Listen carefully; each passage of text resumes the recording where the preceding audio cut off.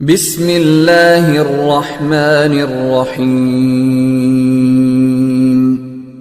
السلام علیکم دوستو، امید کرتا ہوں آپ سب لوگ خیریت سے ہوں گے۔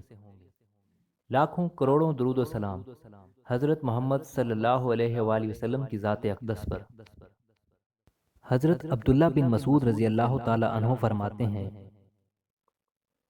کہ میں نے رسول اللہ صلی اللہ علیہ وآلہ وسلم سے دریافت کیا، اے اللہ کے رسول، دینی اعمال میں سے کون سا عمل اللہ تعالیٰ کو سب سے زیادہ محبوب ہے؟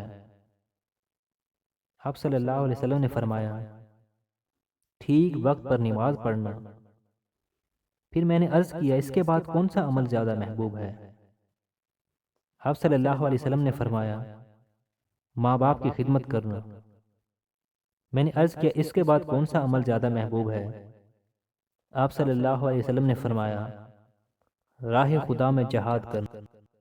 حضرت ابن مسعود رضی اللہ تعالی عنہ سے روایت ہے کہ رسول اللہ صلی اللہ علیہ وآلہ وسلم نے فرمایا، کیا میں تمہیں نہ بتا دوں کہ جہنم کس پر حرام ہے؟ پھر فرمایا، ہر اس شخص پر جہنم حرام ہے جو لوگوں کے ساتھ نرمی اور سہولت کا معاملہ اختیار کرے۔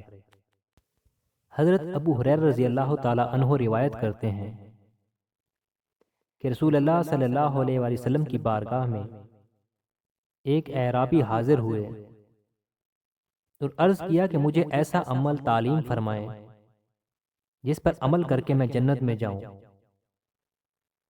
رسول اللہ صلی اللہ علیہ وآلہ وسلم نے فرمایا،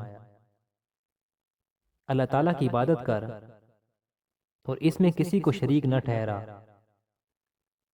فرض نمازوں کو ادا کر اور مقررہ زکوٰۃ کو ادا کر اور رمضان کے روزے رکھ۔ یہ سن کر اس دیہاتی نے کہا، اس خدا کی قسم جس کے قبضہ میں میری جان ہے، میں اس میں نہ تو زیادتی کروں گا اور نہ کمی۔ یہ کہہ کر جب وہ واپس ہوا تو رسول اللہ صلی اللہ علیہ وآلہ وسلم نے فرمایا، جو شخص یہ چاہتا ہو کہ کسی جنتی کو دیکھے وہ اس شخص کو دیکھ لے۔